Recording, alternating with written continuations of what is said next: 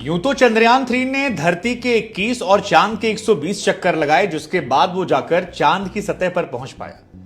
इतना घूमने के बाद वो पहुंचा, लेकिन हमारे नेताओं ने जो बयान दिया है चंद्रयान-3 को लेकर, अगर आप सुनेंगे तो आपका दिमाग वैसे ही घूम जाएगा। आप कहेंगे गुरुजी कहां से इतना ज्ञान लाते हैं आप लोग, और अगर इतना ज्ञान आपके पास है तो बाबू देश की जनता का आप लोग क्या करते होंगे वो राम ही जाने। मतलब ओम प्रकाश राजभर जी हो, अशोक चंदना जी हो, या फिर हमारे बिहार के सीएम नीतीश बाबू हो, जो आजकल कुछ नहीं जानते, उनसे कोनो सवाल पूछ लीजिए, कहते जी ऐसा हुआ था, अच्छा पता करते रुकिए। या हमारी ममता दीदी हो, हीना चौलबे, सबके बयान ऐसे ऐसे आए हैं कि लोग सोशल मीडिया पर बहुत मजे ले रहे हैं और हैरानी भी हो रही है, क्योंकि इन नेताओं के हम उम्मीद करते हैं कि भाई आप बताएं, जानकारी रखें, और कम से कम ऐसी खबर जिसको लेकर पूरा देश कल एक साथ इन्वॉल्व था, पूरा देश चर्चा कर रहा था, छोटा बच्चा से लेकर बड़ा बूढ़ा हर कोई मोबाइल टीवी पर लगा पड़ा था, उसको लेकर ऐसा ज्ञान। शुरुआत करते हैं, जो बोहनी है वो हमारे राजभर जी से करते हैं। अब सबसे पहले बात करेंगे ओम प्रकाश राजभर जी की। राजभर जी वैसे कमाल के आदमी है, मतलब वो दोनों साइड से खेल लेते हैं, मौसम वैज्ञानिक है, इधर भी मैनेज कर लेते हैं, इधर भी, जब मन करता अखिलेश यादव जी, जब मन करता है मोदी जी।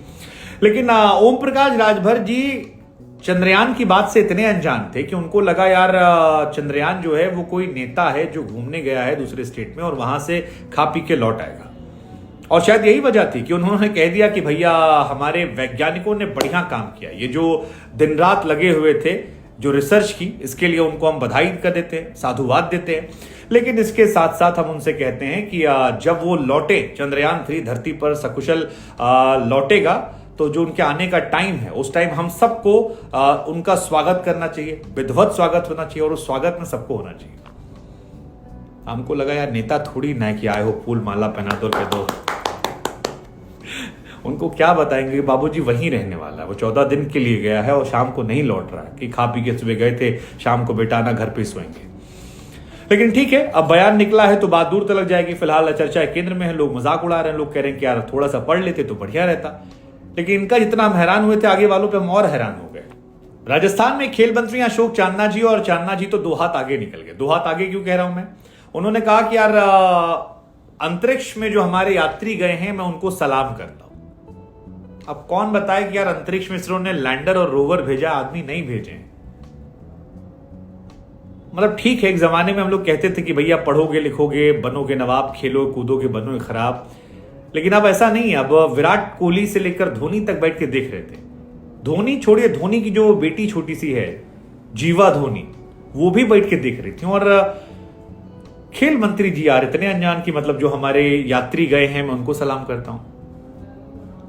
राजस्थान में चुनाव भी है, लोग लग गए, कहने लगे बाबूजी चंद्रयान में और गगनयान में, दोनों में अंतर है। गगनयान आपको बता दें कि हमारा एक महत्वाकांक्षी प्रोजेक्ट है जिसको 2024 में शायद भेजा जाएगा।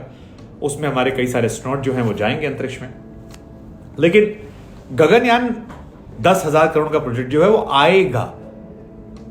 करंट डे में चंद्रयान है, और चंद्रयान को लेकर जो नेताजी कह दिए हैं वो बहुत ट्रोल हो रहा है, जबरदस्त ट्रोल हो रहा है। होना भी चाहिए यार, आप मंत्री हो यार, आप एक बड़े स्टेट के मंत्री हो, राजस्थान एक इंपॉर्टेंट स्टेट है।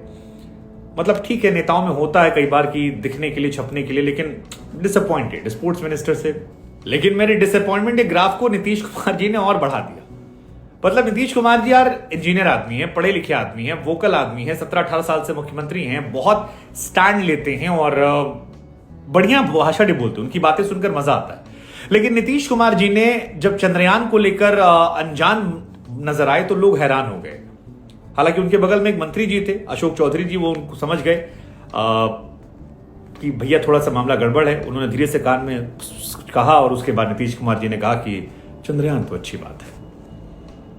फिर हमको याद आया कि यार नीतीश कुमार जी बीते कुछ महीनों में बिहार में जितनी घटनाएं हुई हैं सबको लेकर वो यही कहते नजर, अच्छा ऐसा हुआ, हमको तो नहीं पता था, पता करते रुकिए, हम जानकारी लेते हैं, थोड़ा सा जानकारी हो जाएगी फिर हम करते हैं मामला। बिहार एक बड़ा स्टेट है, आप सीएम है सर, पूरा दिन लोग टीवी देख रहे थे, मोबाइल पे देख रहे थे।